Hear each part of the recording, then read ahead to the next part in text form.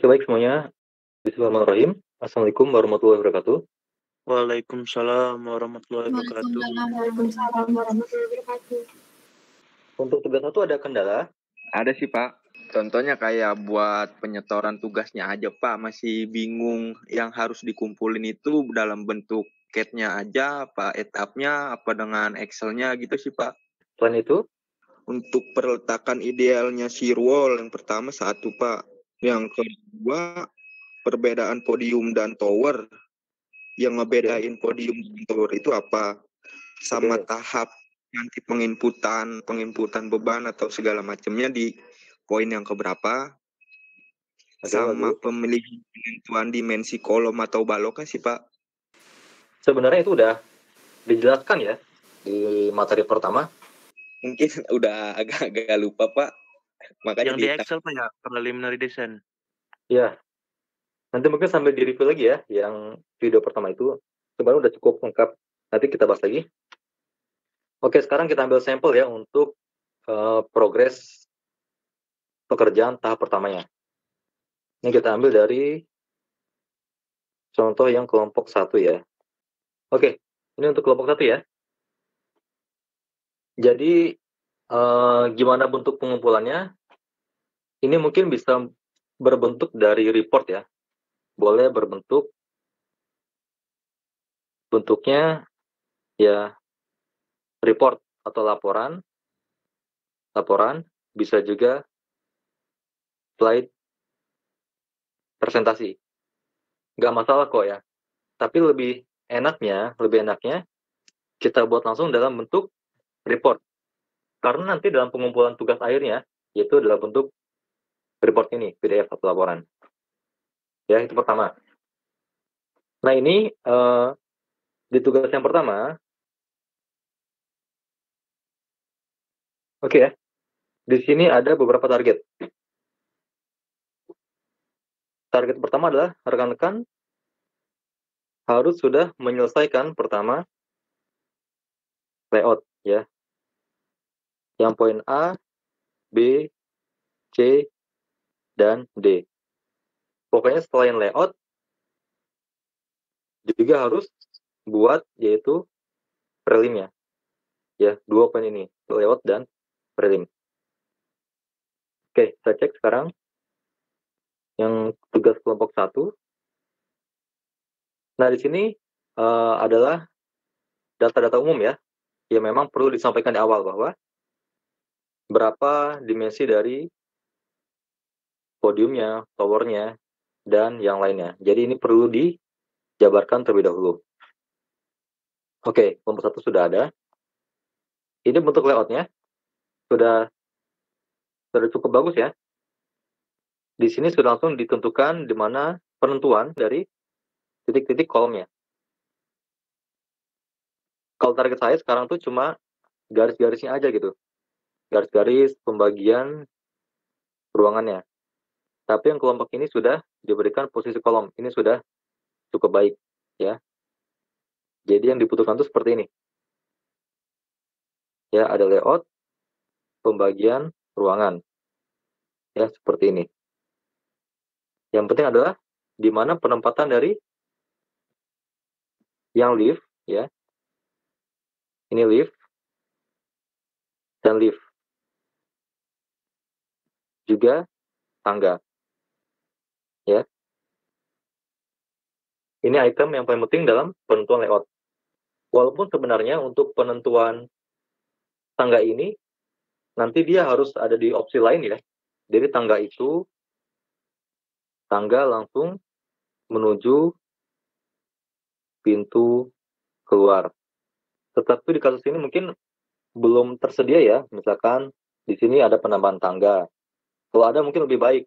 Tetapi kalau nggak ada pun nggak masalah ya. Karena untuk latihan saja. Yang paling penting di sini harus ada minimal 2 lift dan juga 2 tangga. Ini untuk yang podiumnya ya. Podium. Oke. Dan ini towernya, lantai 6 sampai lantai 10. menjawab pertanyaan dari Mas Renaldi, apa perbedaan antara podium dengan tower? Ya sederhananya sih, kalau podium itu dia lebih besar ya, lebih luas daripada tower. Atau bisa dikatakan tower ini adalah pengecilan layout ya, pengecilan layout dari podiumnya. Ya kan, semakin mengecil kan untuk area towernya seperti ini. Iya, Pak. Yang bawah podium, yang atas tower, ada pengecilan. Oke, ini kelompok 1 sudah oke layoutnya. Lalu nanti perlu juga dijelaskan mengenai mutu rencana ya, atau spesifikasi bahannya. Di sini yang kelompok 1 sudah betul ya, menentukan berapa mutu betonnya. Di sini menggunakan FC 40 MPa. Tetapi umumnya terlalu besar ya. Biasanya umumnya untuk bangunan 10 lantai, kita bedakan aja untuk struktur yang vertikal seperti shear wall dan juga kolom, kisaran 30 sampai 35 MPa. Ini sudah cukup besar. Kalau untuk yang struktur horizontal seperti kolom dan juga plat, ini bisa digunakan 25 sampai 30 MPa. Kalau misalkan maunya yang vertikal 30, yang horizontal 25. Kalau yang vertikal 35, yang horizontal di bawah 35. Bisa 30, bisa 25. Ya, seperti itu.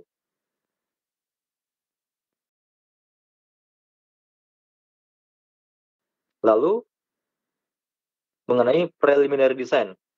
Ya, ini sudah dijabarkan ya mengenai pertama, pada balok sudah ada, lalu pada lantai sudah ada, kolom sudah ada, dan juga untuk shear wall-nya atau dindingnya, ya, shear wall-nya sudah ada. Jadi, dimensi-dimensi yang didapatkan dari perhitungan preliminary design ini, kita inputkan nanti ke model ITEPS-nya. Ya.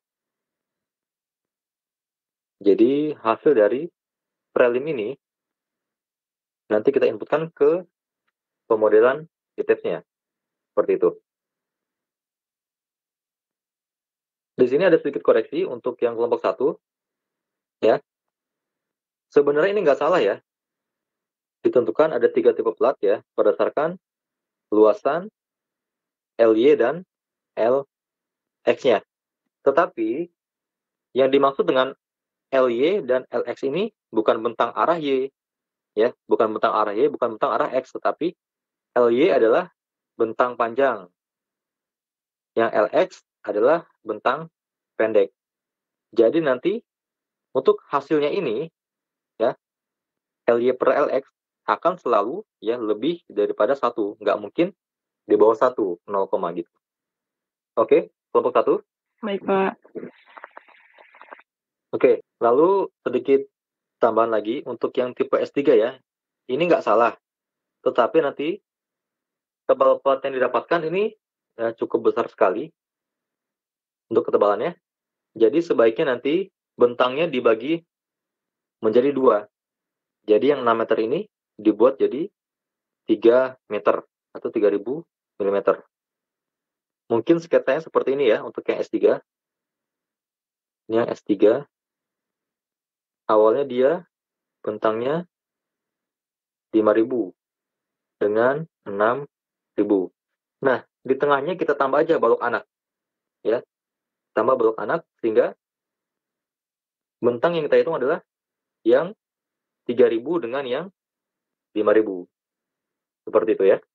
Nanti didapatkan ketebalan yang lebih tipis daripada yang 200 mm.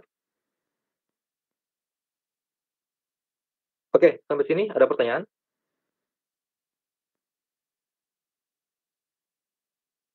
Pak, mau tanya, untuk tebal platnya katanya yang beda-beda itu, dia setiap lantai berbeda atau gimana ya, Pak? Oke, dia itu tergantung hasil prelimnya.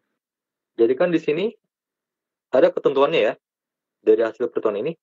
Ada yang luasan platnya adalah 5.000 kali 3.500.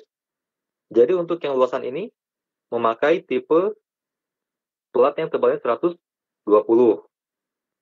Tapi kalau yang nanti luasannya 5.000 kali 4.000, pakai yang 130. Seperti itu. Ya, jadi bukan per lantai, enggak juga. Tergantung luasan dari masing-masing plat.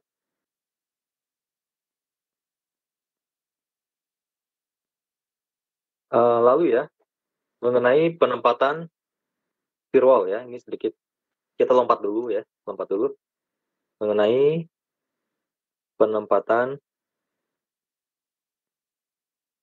firewallnya. Nah, sebenarnya kalau kita tinjau ya, berdasarkan kebutuhan, harus kita coba-coba. Sesuai kebutuhan,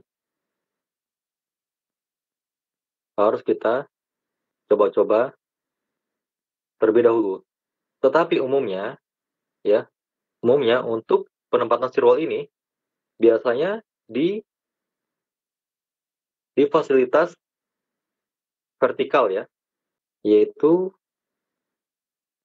seperti di dekat lift atau di dekat tangga. Jadi bisa aja di sini ya, di sini ada firewall. Firewallnya dia berbentuk C, nggak masalah. Atau seperti ini ya, bisa juga. Atau di dekat tangga seperti ini bisa juga. Jadi dari asumsi penempatan firewall ini ya, nanti akan kita lihat bagaimana output yang kita dapatkan. Kalau nanti nggak oke, terpaksa kita tambahkan di tempat lain. Misalkan di sini ya, tambahannya di sini. Bisa aja seperti itu. Jadi untuk di awal ini, asumsikan saja ya, di dekat lift atau di dekat tangga.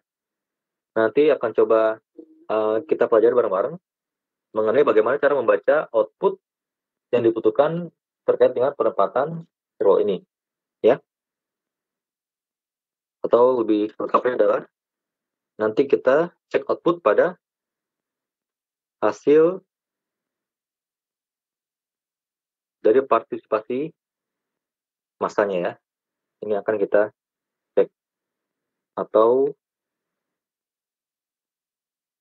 MPMR ya. Oke, sampai sini ada pertanyaan? Pak, saya masih rancu di bagian platnya tadi, Pak. Kalau di video Bapak kemarin kan, contohnya yang di minggu kemarin itu, contohnya Iya. platnya cuma satu ya. Sedangkan punya kelompok satu ini, dia platnya pakai 3. Itu kita gimana, Pak, cara nyari bentangnya, Pak? Saya rada bingung di situ. Oke, kita ambil contoh ya. Ya, Pak. Kita ambil untuk yang tipe S2 ini. Berapa meter. kali berapa? X-nya? 5 kali 4 meter. 5 kali 4, bagus ya. Fokus ke 5 kali 4. Jadi, 5 kali 4 ini bisa saja ya seperti ini. Ini kan di lantai 6 sampai 10. 5 kali 4, ini bentangnya 5 meter ya. Ini bentangnya 8 meter. Kalau dibagi 2, ini menjadi 4.000, 4.000. Jadi kalau kita tinjau di sini, ya kita ambil sampel ya, di area sini. Nah, kita tambah blok anak di tengahnya. Ini berapa kali berapa platnya? Jadi 5 kali 4, Pak. Ya, 5 kali 4. Jadi ini adalah menggunakan S2. Seperti itu. Ini juga S2. Paham? Paham. Ya.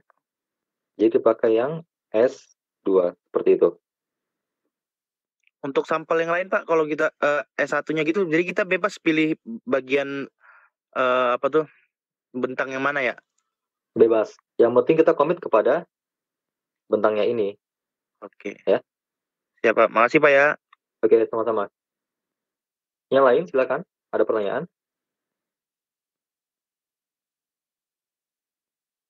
Kalau kalau cara mudahnya nentuin peletakan balok anak itu gimana, Pak? Peletakan balok anak. Iya. Sebenarnya itu balik kepada rekan-rekan ya, sebagai perencana. Kita komitmen aja kepada luasan platnya ini. Ya. Misalkan kita ambil yang S2. S2 adalah 5 kali 4 meter. Kalau kita menemukan, ya, ini contoh aja. Kalau kita menemukan, misalkan ada 5 meter kali 7 meter. Kita langsung ingat, oh, nggak ada kita bentang pelat yang salah satu sisinya adalah 7 meter. Ya udah kita bagi aja, atau kita tambahkan di sini balok anak. Jadi balok anak. Dapatnya adalah 3,5 meter. 3 sama 3,5. Dapatnya yang S1. Gitu aja ya. Kalau ada bentang yang nggak sesuai dengan prelim dari plat lantai kita kasih balok anak. Oke? Ya. Berarti Pak, kalau misalnya apa tuh andai Pak, ini kan bagian atasnya 5, panjangnya 5, lebarnya 4. Nah itu harus dibagi 2 juga Pak untuk si balok anaknya. Nggak harus. Atau nggak perlu pakai balok anak? Nggak harus pakai balok anak. Ya. Kalau seperti itu bisa ya tambahkan opsi baru, S4 gitu. Berapa L-nya, berapa LX-nya. Nggak masalah kok. Berarti balok anak itu ya ngelihat dulu Pak ya sama si ruangannya itu berapa Iya, luasannya. betul sekali. Ya, seperti itu. Kalau misalkan ya, kita buat yang S5.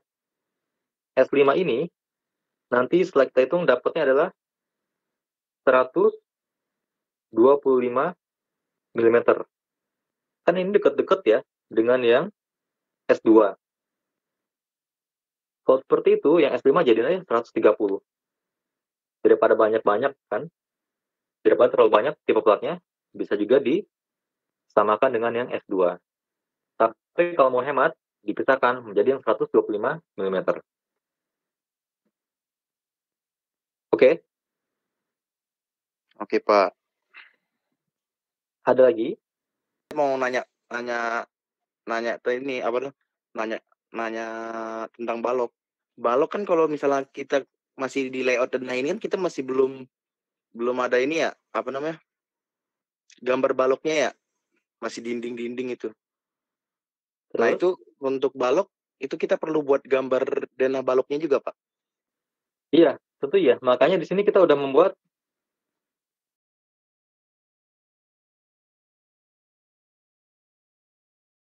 preliminary desain balok ini. Sudah ada. Contoh ya. Contoh ini untuk balok induk ya, yang bentangnya adalah 5 meter. Kita fokus 5 meter ya. Kalau bentang 5 meter, pakai B4. B4 ukurannya 250, 450. B4, 5 meter, ukurannya 25 kali 45. Kita cari yang bentang 5 meter. Misalkan di sini. Ini bentangnya 5 meter ya. Iya, Pak. Oke, jadi nanti di sini pakai B4. Ukurannya 25 kali 45. Seperti itu. Mana lagi yang 5 meter? Ini. Ini juga pakai B4. Ini B4. Gitu. Oke. Oke? Oke, Pak. Oke ya. Ini kayak terlalu rapet ya. Ini ada kolom nih. Ada kolom. Biasanya nggak mau nih arsitek kalau jaraknya cuma 2,5 meter ya untuk bangunan. Ini dihapus aja ya, kelompok 1. Iya, Pak. Nanti dihapus. Oke. Ada lagi yang lain? Pak, saya mau nanya lagi, Pak. Silakan. Tentang kolom. Kalau di satu lantai itu kolomnya boleh beda-beda ukuran atau enggak, Pak? Harus satu ukuran dalam satu lantai? Boleh beda-beda ukuran, tergantung beban yang dia pikul. Lihat ya di materi pertemuan pertama. Oke, Pak. Sekarang kita mau masuk ke materi baru ya. Jadi sampai sini ya, rekan-rekan sudah menyelesaikan sampai poin yang D. Ya, sampai poin yang D. Yaitu membuat layout dan juga preliminary design. Ya, ini sudah ada dan ini juga sudah ada. Nah, sekarang kita masuk ya ke langkah berikutnya. Atau bisa dikatakan ini tugas yang kedua ya. Yaitu adalah yang poin E, F, G, H. Jadi ini tugas yang kedua. Ya. Ini masih sederhana, yang tugas kedua ini. Yaitu rekan-rekan membuat model struktur. Ya. Ini di mana? Di software Kitep. Seperti itu. Nanti untuk poin yang F, G, dan H, ini lebih mendekati kepada ya define atau menu pendefinisian pada software Kitep-nya. Seperti itu. Ya. Oke, kita langsung masuk ke software Kitep-nya ya untuk membahas contoh E, F, G, dan H ini. Pak, sebelumnya saya mau nanya Pak, sebelum lanjut ke poin selanjutnya. Untuk dari seluruh kelompok 1 sampai 5 untuk pertemuan pertamanya udah memenuhi syarat semua Pak? Enggak semuanya ya. Enggak semuanya, ada beberapa yang dikoreksi. Tapi nggak masalah kok, untuk progres 1 udah cukup baik. Udah ada layout semuanya. Cuma nanti di tugas kedua, ya, ini makasih juga sudah diingatkan. Nanti di tugas kedua, juga ditambahkan koreksi-koreksi dari tugas pertama. Misalkan, denahnya masih kurang oke gitu, diperbaiki.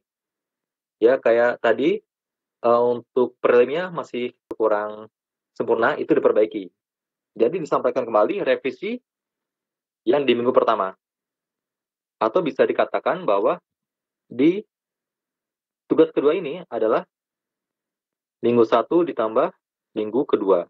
Dengan catatan, minggu ke-1 adalah yang sudah dikoreksi. Kalau misalkan nggak ada yang perlu dikoreksi, tetap harus dilampirkan kembali yang laporan yang minggu pertama. Paham? Paham Pak. Berarti slide-nya digabung atau dipisah Pak? Digabung aja ya. Untuk tugas 1 dan 2, digabung aja? Oke Pak. Kalau udah masuk tugas 2, yang tugas 1 digabungin ke tugas kedua. Jadi semakin kelihatan ya progres pekerjaan tugas besarnya. Oke Pak. Oke, lanjut sekarang ke model etapnya ya. Oke ya, jadi untuk langkah-langkah pemodelan pada software Kitep ini sebenarnya udah bisa semuanya ya, karena sudah pernah kita belajar di mata kuliah pemrograman komputer ya. Inputnya di sini ya, seperti biasa, bikin new model, lalu use built-in setting width, pilih yang satuannya atau unitnya matrix ya, agar satuan muncul dalam satuan meter. Seperti biasa, disesuaikan X dan Y-nya. Kalau dikatakan, Pak, saya yang bentang X ini, ya, bentang X ini, bervariasi Pak, bervariasi bentangnya, nggak masalah. Kita buat aja ke nilai bentang yang paling banyak. Misalkan paling banyak adalah 8 meter, dengan 8 meter ya. Ini 10 jumlah lantainya. Anggap seperti ini. Nanti tinggal kita lakukan modifikasi pada grid-nya. Ya, tinggal klik kanan, add modify grid. Ya. Jadi tinggal kita sesuaikan aja. Nah, maunya jadi 6, yang ini jadi 5. Oke. Oke. Ya, seperti itu ya. Nah, di sini saya ingin sedikit menjelaskan ya secara ringkas mengenai input-input pada menu bar define ini. Jadi untuk tugas yang kedua, rekan-rekan harus membuat model dan juga menyelesaikan input-input pada menu bar define ini. Ya. Mungkin saya ambil contoh langsung aja ya. Oke. Jadi yang tugas kedua ini, rekan-rekan harus membuat semua model elemen struktur seperti ini. Ya. Jadi diinputkan kolomnya, balok, pelat, dan juga circle-nya. Seperti itu. Kalau untuk penggambaran nggak perlu saya ajarin ya. Insya Allah, Pak. Insya Allah ya. Mungkin yang perlu diingat ya. Ini kebetulan saya untuk yang proyek ini nggak menggunakan firewall ya. Karena masih oke tanpa menggunakan firewall. Tapi rekan-rekan nanti harus menggunakan firewall. Dan nggak boleh nanti double-double ya. Ini kan ada kolom. Ada kolom. Nanti tiba-tiba malah langsung didouble seperti ini. Ya. Misalkan ada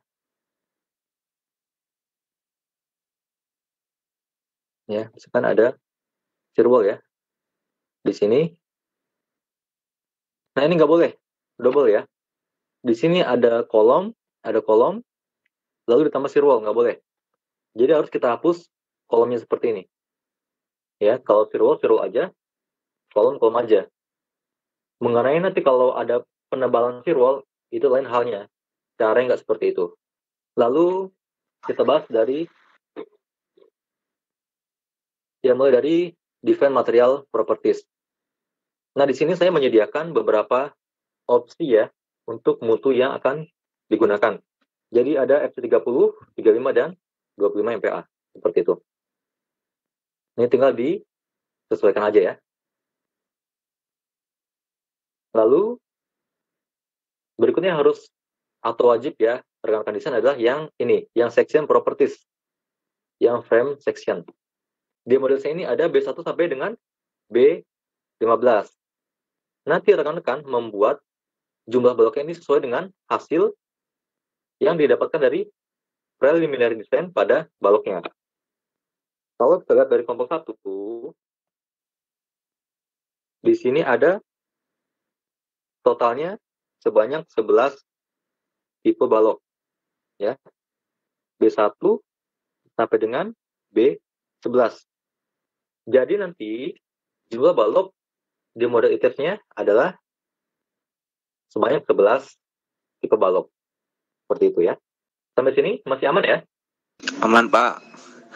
Oke. Nah, sekarang lebih mendetail pada input masing-masing tipe elemen, mulai dari balok.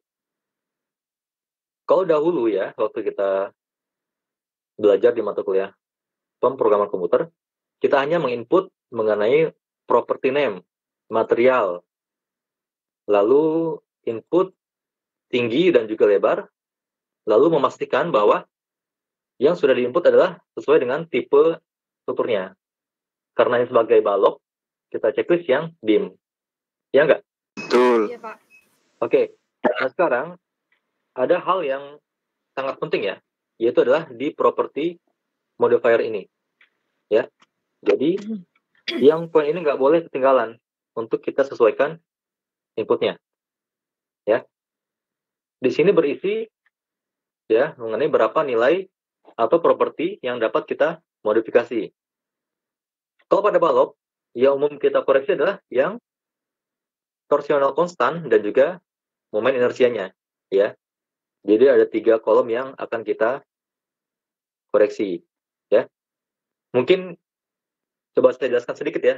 Apa maksudnya dari property modifier ini?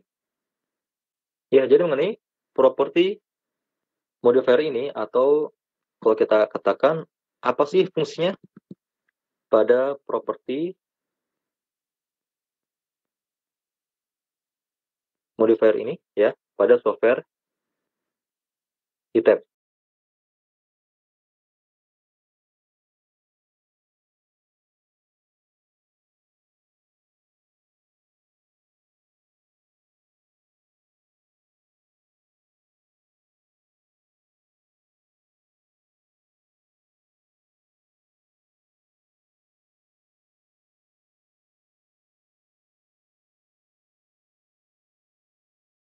Nah, untuk yang beban maksimum ini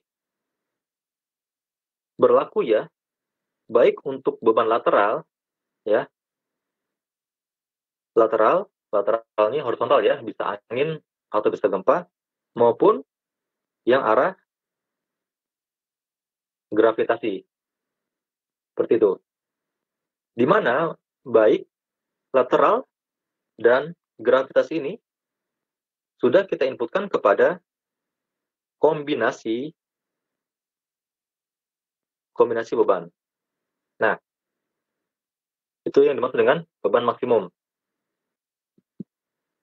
Agar dapat terpenuhi ya, dapat terpenuhi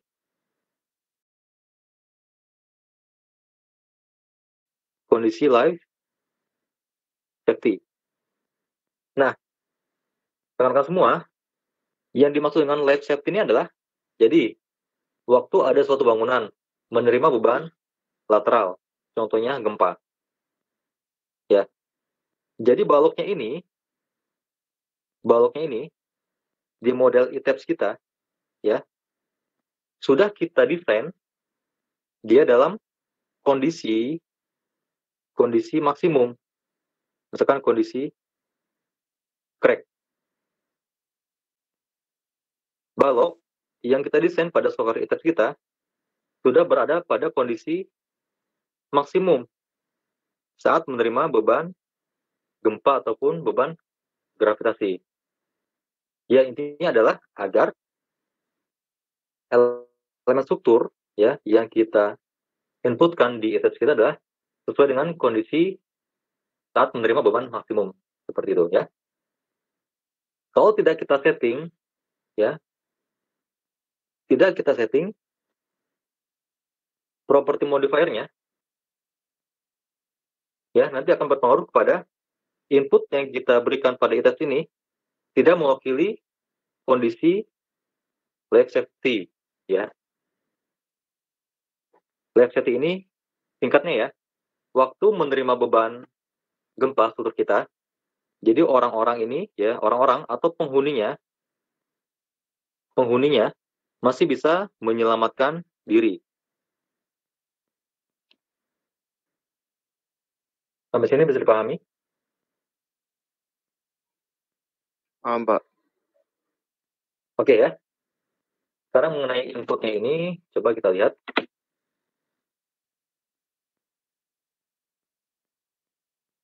Ya, jadi ini adalah total input pada balok ya. Balok torsinya bisa 0,2, momen inersianya 0,7 dan 0,7. Seperti itu. Berarti semuanya ngikutin angka segitu, Pak? Betul. Ya. Ini berlaku untuk balok beton ya. Kalau balok baja lain lagi perilakunya. Yang balok lain juga sama seperti itu. Untuk input modifiernya 0,2, 0,7, 0,7 seperti itu. Lalu pada kolom ya, ini juga harus terkenakan buat di frame properties ini. Kalau pada kolom, ini sedikit berbeda ya pada properti modifiernya. Ya. Yang kita inputkan adalah hanya pada momen inersianya saja. 0,7 dengan 0,7. Ya, seperti itu. Dan ini semua sebenarnya sudah tertera ya. Sudah tertera dalam SNI ya. Bisa dicek nanti. Atau coba saya munculkan sebentar. Ya, ini diantara beberapa input modifikasi vektor ya. Nah, ini dari SNI ditentukan bahwa untuk kolom ya, untuk kolom inputnya adalah 0,7 ya. Kolom 0,7. Pada shear wall ya, pada shear wall ada dua kondisi. Bisa 0,7, bisa 0,35. Ini harus kita cek ya, penentuan retak atau tidak retaknya ini harus kita cek. Tapi kalau ingin cepat, bisa kita asumsikan dia sebagai atau kondisinya dia retak pada dinding. Pada balok, ini 0,35. 0,35 ini untuk balok T ya. Untuk balok T. Karena kita balok persegi ya, atau bisa dibilang balok biasa, ini digunakan 0,7. Ya, ada penjabarannya ya. Tapi rekan-rekan bisa menggunakan nilai-nilai tersebut. Ya.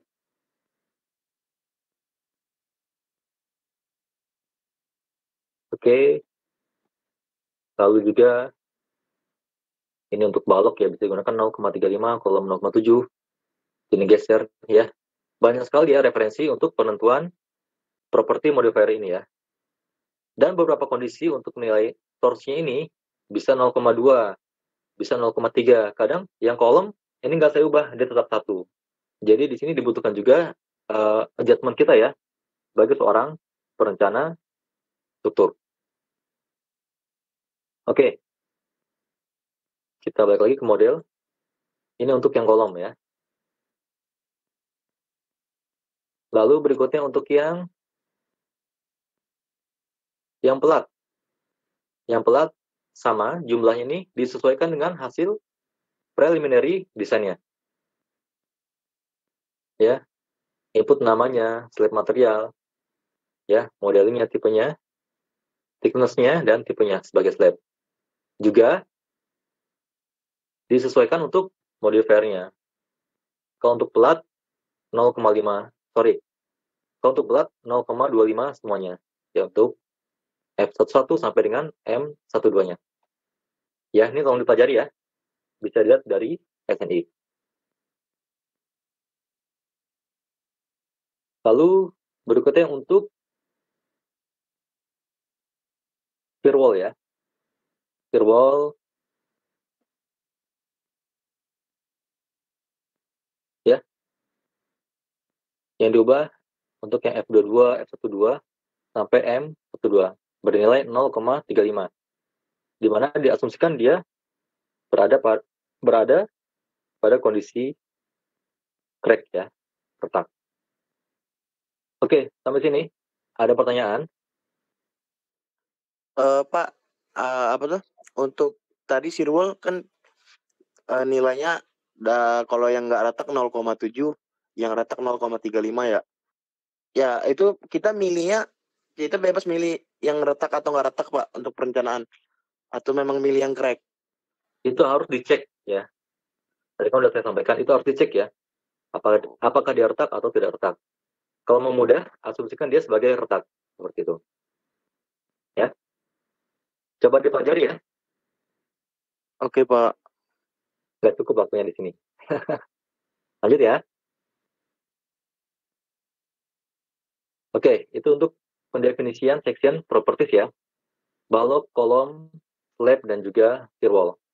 Lalu, kita lompat dulu ya. Di sini kita masuk kepada load pattern ya.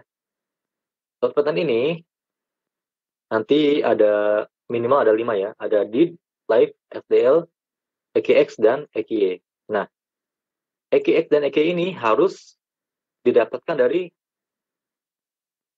hasil output ya, output struktur yang telah kita modifikasikan semuanya.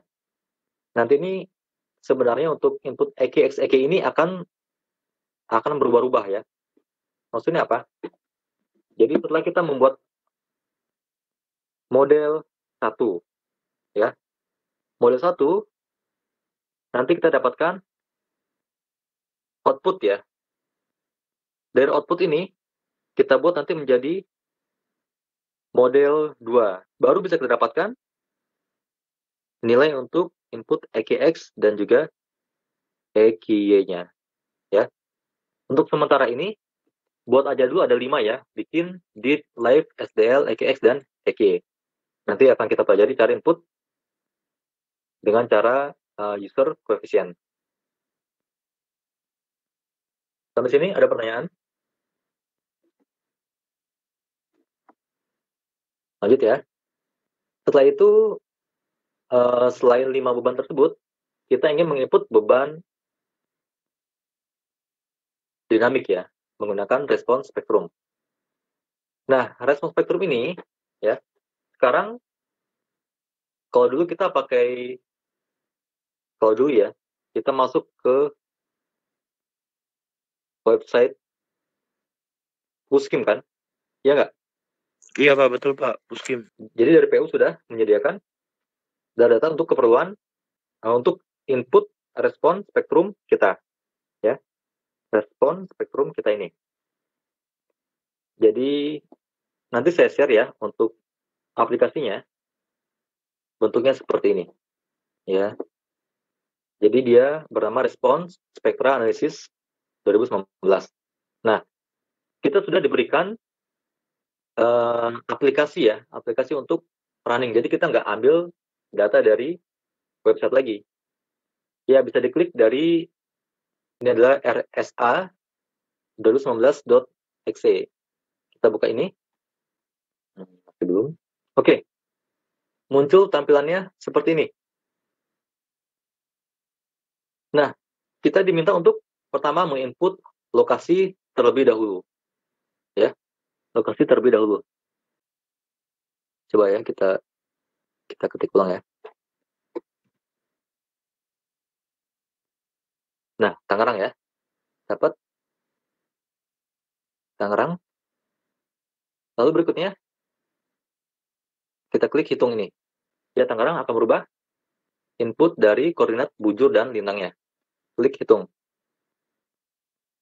Ya, muncul seperti ini. Setelah kita klik hitung, langkah berikutnya adalah kita pilih yang ini, yang text result. Ya. Nah, kita dapatkan adalah semua input untuk kebutuhan respon spektra kita, ya, dalam Safari tab. Nah, langkah berikutnya kita pilih adalah atau kita lihat dulu ya dari input text kita. Misalkan saya mau buatnya adalah keyboard baru ya. Kita pilih yang ISCE yang 16 ya. Jadi dia sudah mengikuti SNI yang terakhir. Ya, ISCE 716. Lalu berikutnya kita pilih add new function. Akan muncul tampilan seperti ini ya. Kita ubah pertama namanya. Biasanya sih kita buat pertama nama kota. Ya, misalkan kita buat TGR Tangerang. Lalu kondisi situsnya, situs tanahnya ya adalah lunak. TGR lunak. Oke. Lalu berikutnya di sini kita menginputkan site class-nya, ya, situsnya ini. Kan ini lunak. Jadi enaknya kita ubah jadi F. Kalau jadi F ini bisa kita input nilai FA dan FP-nya. Ya, kalau kita ubah ke yang E dan D mungkin sesuai langsung ya dengan kondisi lunak, tapi tidak bisa kita ubah nilai FA dan FP-nya. Jadi pakai aja yang F. Kita cek nilai FA-nya ini berapa. Ya. Dari input ini, ya. FA-nya ini berapa? 1,3. 1,2 ya. Oke, bagus. Ini kita copy aja. Ya. Ini kita copy. Ya. Kita copy. FA. Lalu balik lagi. Yang FV ya. FV kita copy lagi. Seperti ini. Lalu jangan lupa untuk mengubah parameter ini ya, SS dan S1-nya. Juga sama. Kita ambil dari output spektra tadi. Tadi yang SS ya. SS di sini 0,806 ya. Kita copy. 0,8. Lalu S1. S1 di sini kita copy lagi.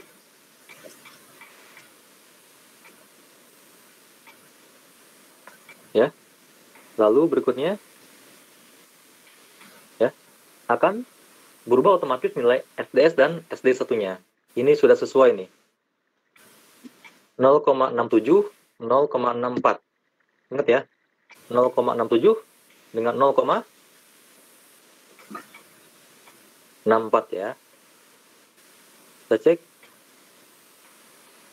0,67 dan 0,64. Sama nggak? Sama, Iya. Pak. Sama ya. Nah, itu berdasarkan input yang sudah kita masukkan sebelumnya, yang ini SS, S1, FA, dan FV. Oke. Setelah itu ya, nanti untuk grafiknya udah langsung berubah otomatis. Lalu kita ubah atau kita convert to user define. Jadi kita sudah mengamankan file untuk function response spektra kita ini. Kita klik ini ya. Oke. Langsung muncul input untuk respons spektrumnya. Selesai. Oke. Sampai sini ada pertanyaan? Pak, kalau untuk respons spektrumnya harus di daerah Indonesia, Pak ya? Iya. Ya. Belum saya bagi ya pembagian kotanya? Belum, Pak. Oke, sebentar ya. Jadi untuk kelompok 1 ini lokasinya adalah di Bandung. Ya. Kelompok 2 ini lokasinya di Bali ya. Kelompok 3 lokasinya di Padang. Kelompok 4 lokasinya di Jambi. Kelompok 5 lokasinya di Timika, di Papua. Ya. Jadi nanti untuk input respons spektrumnya disesuaikan dengan lokasi yang telah saya bagi ini. Oke? Pak, maaf Pak, mau nanya Pak. Silakan. Kan kalau di Padang itu kan rawan gempa ya Pak. Sementara kan tugas kita Iya. kan 10 lantai. Itu nggak apa-apa tuh Pak, pakai data gempa di Padang Pak. Nggak apa-apa. Oh, oke Pak. Ya. Terima kasih Pak. Oke, kan nggak ada yang membatasi kita ya mau pakai ukuran kolomnya berapa kan? Gitu ya. Oke, lanjut ya. Tadi sampai function. Lalu ya mengenai penentuan situs ini ya. Sebenarnya ini nggak hanya lunak ya. Dia bisa sedang, bisa keras. Tetapi di Indonesia ini ya secara umum ya, untuk situsnya ini kalau nggak sedang yaitu lunak. Jadi bisa dikatakan untuk kondisi lunak ini adalah kondisi terburuk secara umum ya. Karena apa? Karena kalau kita gunakan situs sedang, gempanya akan lebih kecil dibandingkan dengan gempa pada situs lunak. Contoh aja ya, kalau pada situsnya sedang, nanti dapat kolomnya misalkan ya, ukurannya adalah 500 mili kali 500 mili. Kalau pada situs lunak, dapatnya nanti 700 mili dengan 700 mili. Padahal dia sama ya, bangunannya sama, elemen strukturnya sama, bebannya sama ya. Tetapi nanti untuk dimensi atau penampang elemen strukturnya akan berbeda. Karena apa? Karena gempa di sedang dengan gempa di lunak ini berbeda. Sampai sini bisa dipahami? Paham, Pak. Paham ya? Nah, untuk penentuan sedang dan lunak ini ya. Jadi untuk penentuan sedang dan lunak ini sebenarnya harus dilakukan perhitungan dan pengujian sampel tanah ya. Jadi ada 3 cara nih. Ada 3 cara untuk penentuan sedang dan lunak ini. Jadi ada 3 metode. 3 metode ya. 1 dengan memeriksa nilai dari NSPT ya. Ini metode 1. Untuk metode 2 dan 3 ini dilakukan adalah tes tanah ya. Tes tanah ya, ultrasonik dan yang lainnya gitu. Jadi untuk TB ini dipakai aja yang kondisi tanahnya lunak ya. Paham? Paham, Pak. Oke ya. Lalu berikutnya ini kita oke. Define. Lalu yang kita input berikutnya adalah yang mass source ya. Define mass source. Nah, yang mass source ini akan yang mass source ini nanti akan berkaitan dengan dengan input EQX dan EQY. Jadi input mass source ini akan berkaitan dengan input di load pattern EQX dan EQY ini. Ya, seperti itu. Jadi EQX dan EQY ini adalah gempa statik. Ya, adalah gempa statik. Kalau yang respon spektrum ini adalah gempa dinamik. Ya. Jadi EQX dan EQY ini adalah statik. Lalu untuk yang respon spektrum ini adalah gempa yang dinamik. Oke ya. Jadi kita input untuk nilai mass source-nya adalah pilih yang add new mass source ya, atau lihat yang sudah jadi ini. Ya, untuk mass source ini ya, default-nya sih dia yang elemen self mesh ya. Jadi default-nya adalah yang ini, elemen self mesh. Tetapi kita sesuaikan aja dengan kebutuhan kita. Kalau yang default ini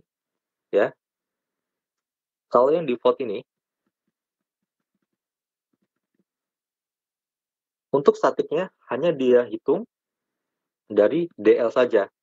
Sedangkan yang kita desain ini ya, untuk menghitung beban statiknya adalah DL ditambah SDL tambah 0,25 LL. Ya, untuk yang LL ini dengan catatan ya, beban yang lebih dari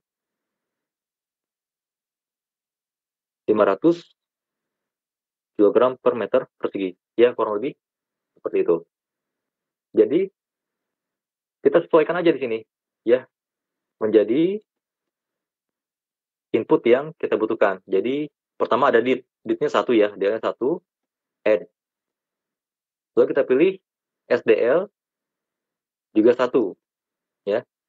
Yang live, kalau ada beban yang lebih dari 500 kg per meter persegi ya, kurang lebih seperti itu ya. Ada catatan lain ya sebenarnya. Nanti kita tambahkan yang live. Live-nya ini 0,25 ya, kita add.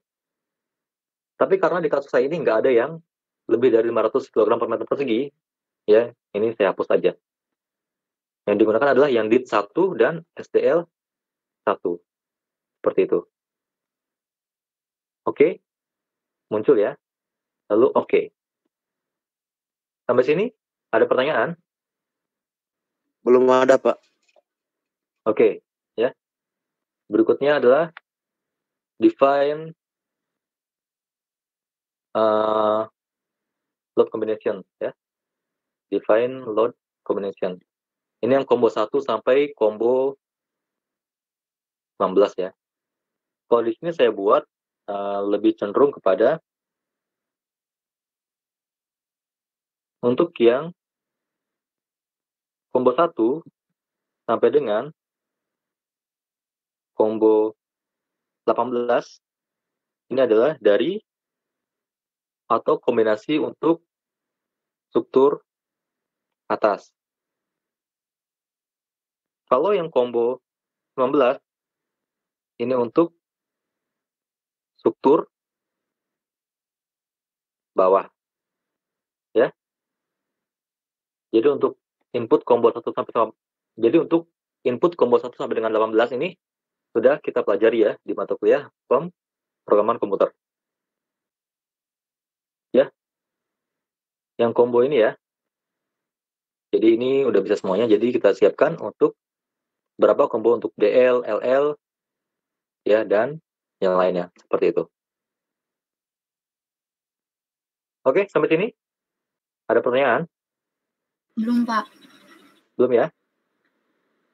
Oke, ini diingat kembali ya, yang udah saya bahas kemarin ya.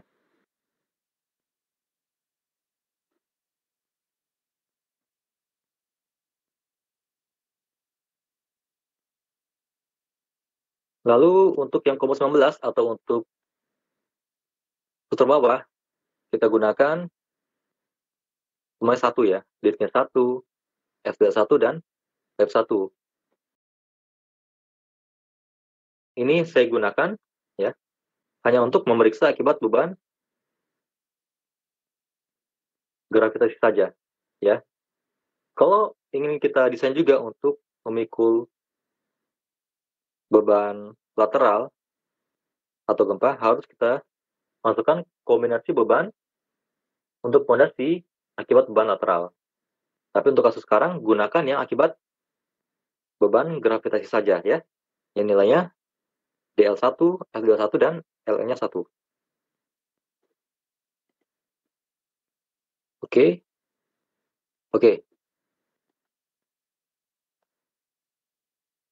Lalu yang load case ya. Yang load case ini kita input yang EKX dan EKY-nya. Ini pernah saya sampaikan ya dulu di mata kuliah sebelumnya ya. Nanti saya share lagi materi-materinya. Sampai sini ada pertanyaan?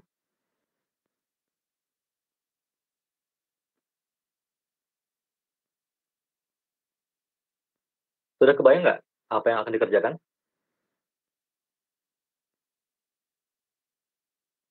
Sudah sih, Pak. Sudah ya? Jadi saya pertegas lagi sekarang untuk yang tugas 2 nanti buat saja dalam bentuk report ya. Dalam bentuk report. Di sini untuk reportnya adalah berisi revisi dari tugas 1, lalu ditambahkan hasil pemodelan struktur ya, hasil pemodelan strukturnya di software ITES ini. Jadi nanti buat seperti ini lalu di screenshot ya ke laporan. Nah, ini harus berdasarkan dari hasil pendefinisian yang telah diselesaikan tadi ya di sini. Sampaikan juga input-input dari setiap langkahnya ya. Jadi sampaikan juga input-inputnya. Berapa modifier pada balok, pada kolom, lalu berapa kombinasi gempanya ya, dan yang lainnya. Oke, sampai sini ada pertanyaan? Pak, nanya Pak. Silakan. Mengenai itu Pak, aplikasi Etaps yang trial udah nggak bisa di-download kali Pak ya? Nggak tahu saya. Orang tahu Pak ya? Nggak tahu. Ya, dicoba aja ya. Oh iya Pak. Kalau terpaksa pakai crack, ya gimana lagi? Bantu jawab ya, Ki. Oke. Dia bisa, tapi nggak bisa pakai email yang waktu pertama kali coba install trialnya itu. Oh, iya. Ya, makasih, Wi. Oke, dicoba ya. Ya, Kalau Pak. memang masih bisa, kalau bisa pakai trial, bagus. Kalau terpaksa pakai crack, ya gimana lagi ya? Ya, Pak. Oke, tanggal 30. Oke, Pak. Jadi untuk pengumpulannya ini kurang lebih ya. Tugas 2 ini. 1 minggu cukup ya?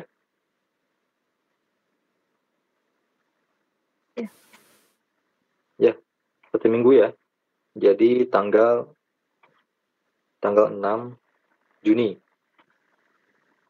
Atau kita buat